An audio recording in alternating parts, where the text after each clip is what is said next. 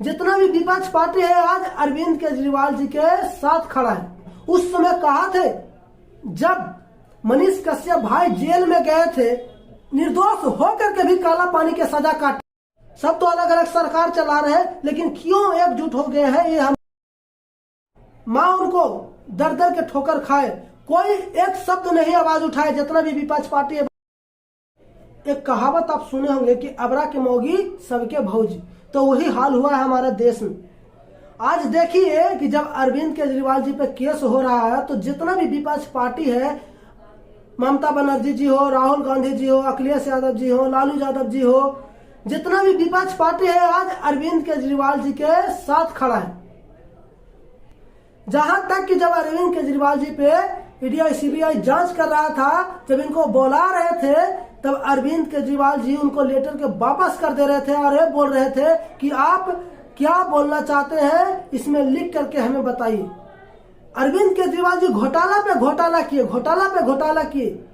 जब सही समय पकड़ा गए तो जितना भी विपक्ष पार्टी है आज एकजुट होकर के बीजेपी पे हमला कर रहा है। उस समय कहा थे जब मनीष कश्यप भाई जेल में गए थे, एक निर्दोष होकर के भी काला पानी के सजा काटे, नमक भात खाए, पानी भात खाए, इमली के पानी भात खाए, जो खाना उनको पसंद नहीं था। क्या उनको सेहत पर ध्यान नहीं देने के लिए सरकार को सुरक्षा देना चाहिए था? जिस तरह से आज अरविंद केजरीवाल जी को अपना खाना घर से ला सकते हैं, कॉपी से किताब तक, जहां तक कि उनको अपने घर से बेड लाएंगे सोने के लिए, जेल में रह करके अपना सरकार चलाएंगे। अरे इनको तो सरकार छीन लेना चाहिए। जब लॉकडाउन लगा था तो लोग भूखे प्यासे मर रहे थे, उस समय अरविंद केजरीवाल जी शीश महल बना रहे थे।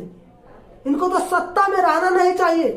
और जितने भी विपक्ष पार्टी एकजुट हो गया है, जब लालू यादव जी जेल में गए थे तो इनको साथ, इनको नौकर चाकर सब कुछ गया था इनको सेहत के ध्यान देने के लिए, इनको खाना खुराकी सब कुछ व्यवस्था किया गया था। क्या अरविंद, क्या हमारे मनीष भैया में दिक्कत था?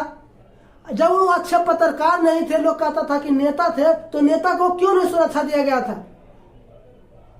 उनको माता पिता, माँ उनको दर दर के ठोकर खाए, कोई एक शब्द नहीं आवाज उठाए। जितना भी विपक्ष पार्टी है, बड़े बड़े पार्टी, क्यों नहीं उस समय आवाज उठाया था? और जब आज सब एकजुट क्यों हो गए?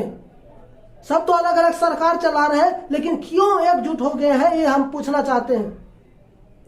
आज हमारे मनीष कश्यप भाई को रैली करने के लिए परमिशन नहीं दिया जा रहा है, ऐसा क्यों हो रहा है? इनको पर भविष्य में केस हो जा रहा है, ऐसा क्यों हो रहा है? नरेंद्र मोदी जी जिस तरह से दिल्ली में बड़े बड़े फ्लैट बना करके लोगों को दे रहे हैं, क्या हमारे बिहार में गरीबी नहीं है? सबसे ज्यादा बिहार में गरीबी है, क्या आप नहीं जानते मोदी जी? क्यों नहीं बिहारियों को फ्लैट दिया गया? जब दिल्ली में दूसरे राज्य में काम करने आते हैं तो देना चाहिए था ना, कि दूसरे राज्य से आते हैं काम करने 10-12 हजार में, क्या इनको बचता होगा? इनको फ्लैट देना चाहिए था कम से कम हर बिहारियों को, कि ताकि सुरक्षित से रह सके और कुछ पैसा कमा करके भेज सके। क्या मोदी जी आपको सूरत में कमा कमा के आपको अमीर बनाए और हमारा बिहार गरीब रहे? बिहार में आप कौन से काम किए? कौन अधिकार पे आप पुराने लोगों को टिकट दिए? क्या मनीष कश्यप भाई में काबिलियत नहीं है? अरे आप काम करिए ना अच्छा, तो क्यों लोग आवाज उठाएंगे? देहात और शहर में क्या अंतर हो जाता है? क्यों विकास नहीं होता? देहात में और शहर में क्यों विकास होता है? दोनों को तो एक ही मुख्यमंत्री रहते हैं ना, दोनों को तो एक ही प्रधानमंत्री रहते हैं ना, दोनों को तो एक ही संसद रहते हैं ना, दोनों को एक ही विधायक रहते हैं ना। आखिर दो तरह के दोगलेपन क्यों किया जाता है देहात के एरिया में? और सबसे ज्यादा अगर कमा कर देता है तो देहात के लोग।